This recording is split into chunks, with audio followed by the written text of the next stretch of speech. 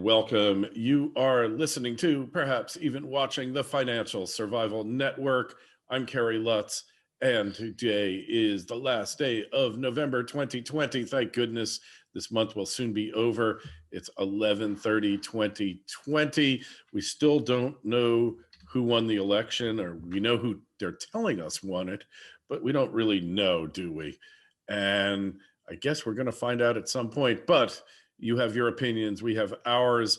What is Dr. Copper telling us? Copper going up, up, and away. What do you think it's saying? Is it signaling a round of commodity price inflation or perhaps economic expansion? There's a reason it's called Dr. Copper. So let us know your opinion. Email us at kl@kerrylutz.com. Right now, John Rubino is with us. John, hey, I'm looking at this chart, the copper exposure, the surge that's taken place in copper. It's pretty breathtaking the way it's gone up since March, isn't it?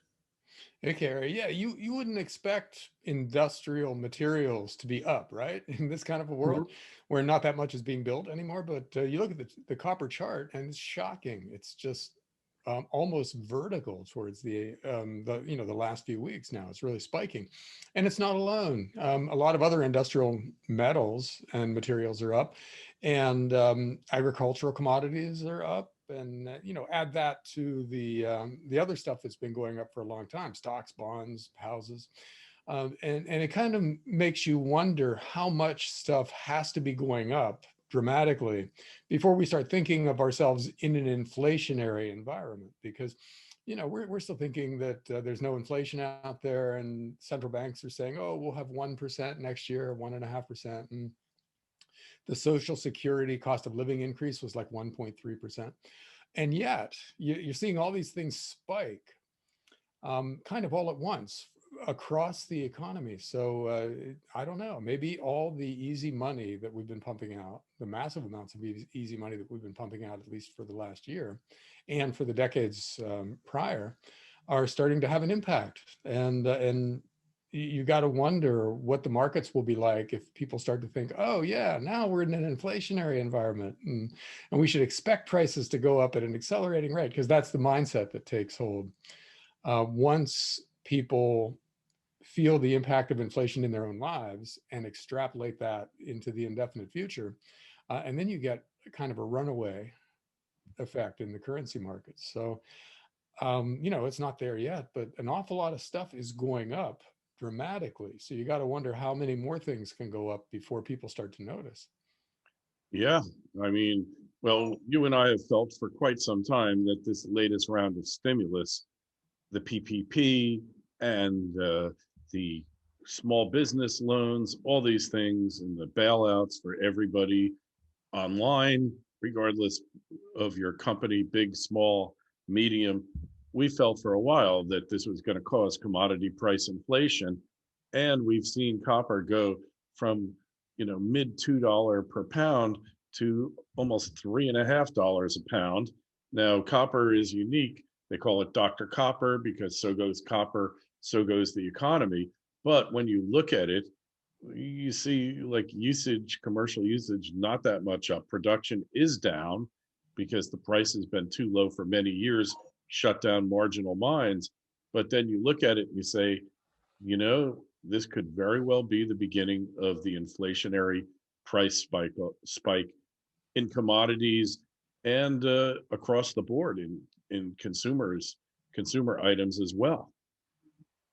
Well, commodity prices, when they go up, they filter through to consumer products, right? Because if the thing that is in the thing you're buying gets more expensive, the thing you're buying has to go up. So that's normally how it works. And we'll see if it works this time. So much of what used to work doesn't work anymore. So this might just be one more thing. But I think it's definitely something we should be watching, because by the time everybody concludes that inflation is back, it's kind of too late for a lot of the trades that you might try to take advantage of it. So, precious metals, obviously, because that's what people jump into when they're afraid that prices are going to start accelerating. And there's still time to get into at least silver cheaply, and gold reasonably cheaply. And, they've been getting whacked lately, which is interesting too, because we're heading into the seasonally strong time, although that might not matter this year.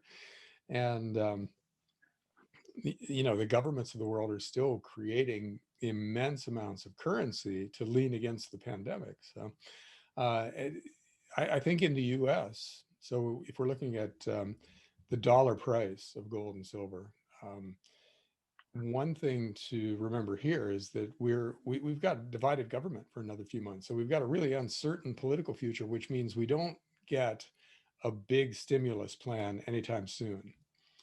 And the financial markets have tended to react really badly to the idea that maybe monetary ease is going to stop, or maybe the deficits are not going to be as high as they have been, and things like that. And the stock market tanks, and that forces the government to cave and start easing again. And stocks are way down today, so maybe we're starting another round in that process. And this feels an awful lot like back in March when we had that flash crash in the financial markets. At least today does. So we'll see if that continues. And, there's every reason to think that it will continue, because towards the end of this year, an awful lot of benefits that people have gotten or gotten extended due to the pandemic, those things are running out. So unless we fix those things, a lot of people are going to have a lot less money, and we're going to see people, not be able to make their rent and get thrown out of their houses, or stop spending money and start digging into savings again, stuff like that. And that tends to slow the economy down, which would make corporate profits even weaker, which in theory would make stocks less attractive. So you're seeing the stock market react to that possibility today, and we'll see if that continues. So also economy is slowing as more and more people got to dig into your savings because stuff, you're not working. They've shut down your business yet again on very specious grounds, very questionable grounds of whether lockdowns work at all or not. The evidence seems to show not. And then we also, John, had that Johns Hopkins study where an economist looked at all the deaths and said we haven't seen any increase or an increase in excess deaths from 2018 to 2020. But what we did see is that certain deaths went down in incidence, like heart disease, stroke, diabetes, something that has never happened before. The number of deaths for those diseases, the leading causes of morbidity, have only increased over the years. And yet somehow 2020 is a magical year, and all of a sudden less people dying of heart attacks, strokes, and diabetes. What was your take on that? Well, I think a morbidly obese diabetic gets COVID and then dies, and they count it as a COVID death, even though that guy was going to die sooner or later from all the other stuff he had going on. And they're spreading that across the entire economy, and so that's what's happening. The death rates from some things are going down, while the COVID death rate is taking up the slack, which means that there's some statistical games being played, probably. Clearly. And in any event, if the death rate is no different this year from last year, the number of people dying per 100,000 people or whatever, how do we justify shutting down the economy over it? It's very possible that we're going to look back on this and think, oh my God, we didn't really need to do any of that, and look what happened. So, and there's a political side to this too. For some reason, a lot of people seem to have a vested interest in reporting really high COVID death rates, and maybe that will be made clear at some point in the future. But other than as a rationale for the Great Reset, to soften us up in anticipation of some kind of authoritarian thing that happens in the future, I don't really understand why this is happening. It makes no sense whatsoever. We've never had a pandemic before where they quarantined the healthy to stop it from spreading. And there's a guy who is the head of Pfizer's immunological research division who said that COVID's been over for months. and that there's 70 to 80% herd immunity, and that really we're going through a bunch of nothing, and that the vaccines, which are hugely or will be hugely profitable to Moderna, to all of the to Pfizer, uh, you know, it's really a bunch of nothing, and they shouldn't be taken. And this is the guy who's the head of Pfizer's research division, former head. He might just know something about this. Yeah, that could be the other reason that this is happening, is that they saw it as a way to funnel hundreds of billions of dollars into some big political donors, the pharmaceutical companies. And now that quote unquote successful vaccines are coming to market, it's completely possible that all this angst will just go away, and we'll just give $500 billion to the big pharma companies, and we'll insist that everybody take the vaccines. And all these conspiracy theories, Kerry, are starting to seem reasonable now. Normally you want to take this stuff with a grain of salt, but there's no real explanation that makes sense other than something nefarious out there. Somebody is pulling something on us. And you can point to a lot of different, follow the money. You point to a lot of different people who are really making out in all of this. And, another aspect of this is that the effect of these lockdowns is to wipe out small businesses across the country while enriching big companies like Walmart and Amazon and Netflix and Google and Facebook. Those guys are really making out during these lockdowns, while a lot of their potential competition is being just ground to dust, and that's another possible explanation for all this. And, maybe it's all of them together. Who knows? Deep I state, don't really know, and I just don't understand. yeah, the deep state and one world government, global cryptocurrency, getting rid of the dollar as the reserve currency. All of these things appear plausible. And then when you look at what projected winner Biden, what his administration is looking like, it's swamp business as usual. Yeah, this is shocking to see the people that Biden is trying to bring in. None of this is certain yet, but the people he's hiring are basically pulled right out of the Clinton and Obama administrations, which means business as usual. Which means the Democrats didn't learn a single thing from half the country voting populist in the last two elections. So I think that there's a really good chance that the midterm elections, which are normally bad for the incumbent president's party, right? Usually you lose seats in the House and Senate in the midterms. And, the Democrats are already the minority in the Senate, probably after the Georgia elections. And they lost a lot of seats in the House in this last election, so they don't have nearly the majority that they did. So these midterms have got to be, if they're paying attention, if they understand their situation, they've got to be kind of terrified of these midterm elections, because the last thing you want as a political party is to have the presidency, but neither house of Congress. And that happens once in a while, and it guarantees divided government that gets nothing done. You get gridlock then. Yeah, So well, it's completely possible that that's what they're looking at for having not learned the lesson that they needed to address. Some of these issues that were not addressed by the Clinton and the Obama administrations. They're just going to do the same thing those guys did. Free trade, relatively open borders, and money funneled into corporations, and probably no real antitrust enforcement or anything. So this is this is a missed opportunity for the Democrats at a minimum, and a sure sign, I think, that they just are completely clueless about their situation. So I'm actually kind of looking forward to the midterm elections already, well, just because they're going to be so dramatic. almost all Republicans believe that the Dems stole the election, and 25% of the Democrats believe it. Probably a half or 2/3 of the independents. That kind of undercuts Biden's mandate, if you will. Yeah, I think that's probably the big motivation in what Trump's doing with the lawsuits right now, because it's highly unlikely that he can win all of the states that he needed to win in the electoral college. But he's laying the groundwork for an argument in the future, which is that the Democrats stole this election. So you combine that with business as usual, and that's a really powerful platform.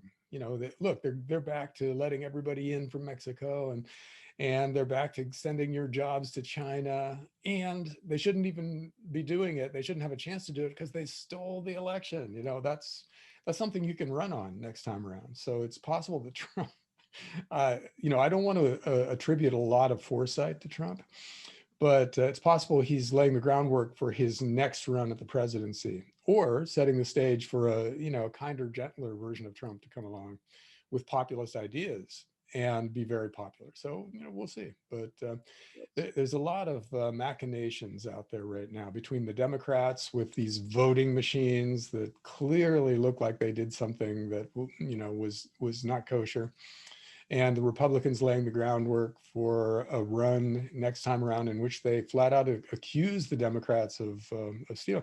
So in other words, we're still a divided country. And just because we avoided a civil war with this election doesn't mean we've actually avoided the concept, going forward. We can still have civil unrest on a vast scale just because everybody's so mad at each other, and they have no problem with the idea of violence directed against people who disagree with them now. So this is not over. Great point. And hey, if Trump actually did win, I have my opinions about it, but certainly something happened there. Some hanky panky, some manipulation. Uh, just those four states all of a sudden went to sleep. Trump was so far ahead that he couldn't catch him. We woke up and Biden was ahead. It's just, we've never seen anything like that. 4 cities or 5 cities, uh, Biden underperformed Obama and Hillary in every metropolitan area in the country except in those 5 cities he needed to win. Milwaukee, we're talking Detroit, we're talking Philadelphia and Pittsburgh, and I don't remember even the other. It doesn't really matter, but it was very peculiar to even the most untrained eye. And then when you look at the statistics where 100,000 plus Biden votes come in with a couple hundred Trump votes, it's just impossible from a statistical standpoint. It's going to wind up in the Supreme Court. They're basically going to pick the next president. Do they have the balls to actually invalidate an election and send it to the House? Because that's what we're talking about here. If all they have to do is invalidate pretty much Pennsylvania and Detroit, right? If they invalidate Pennsylvania and Michigan or Wisconsin or Arizona, basically the election's over because it goes to the House, because no one will be able to get 270 electoral votes. And so it's all going to come down to the Supreme Court. Do they want to take the hit for effectively choosing the next president? They did it in 2000, rightly or wrongly. The more I look at it, it was probably wrongly, but they did do it. And hey, but what about, John, to the bar owner in New York City who won't close? He refuses to close because he's going to go broke. And then they strip his liquor license away from him. So he declared that he's now in an autonomous zone, like in Seattle or Portland, huh? That was pretty clever. He's protesting. That Mostly. is clever. Yeah. Yeah. I think we're going to see a lot more of that stuff. That's the thing when you set a precedent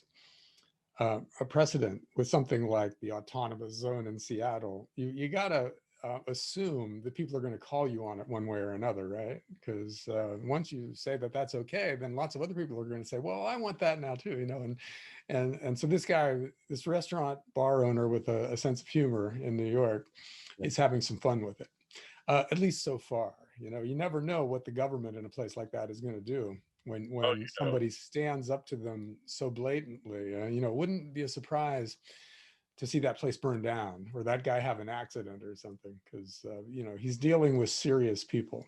You know what? Just remember, in Florida, Ilian Gonzalez where the Cuban community said, we're not allowing you to send him back to Cuba. And the government said, no, he's going back. This happened to have been during Clinton. And the next thing you know, there are people pointing machine guns at all these people in Little Havana, in Florida, and Ilion's on the way on an airplane back to Cuba, where he resides to this day. That is abuse of government power at its worst. We've barely seen the beginning of it, John. I mean, we've seen them just make edicts and fiats, and we've seen governors become petty dictators where their word is the law. And you see it with Killer Cuomo, you see it with Murphy the Murderer in New Jersey, you see it with Eva Braun Whitmer in Michigan, and and this wacky wolf guy in Pennsylvania. So they just rule from the hat. I never understood the term of what a ruler was. What does a ruler do? They rule. And how do they rule? They rule through rules. They make rules for everybody to follow. And that's what we've become. We've become a country governed by rulers, not by law. And it's their whim. If they think, John, if they think that polka dotted masks with pictures of naked angels on them, if they think that's going to cure COVID, you're going to be wearing them because you're not going to have a choice because they are the rulers. And that's where we're at now. Anyways, I'll let you go now. You got to go over, take a look at John's site. It's temporarily been hacked, but it is dollarcollapse.com. They've descended upon John, picked him out of nowhere, and he must have done something that the rulers didn't like. I'm just kidding. I'm sure it's just random hackers from China who don't like the fact that you think that their system might be flawed in some way. Who the heck knows who got you, John? But it should be up shortly. That's why we have these rapid response teams. Take a look at our site, financialsurvivalnetwork.com. John, we'll catch you next week. Be well. Hey, Kerry, you too. See ya.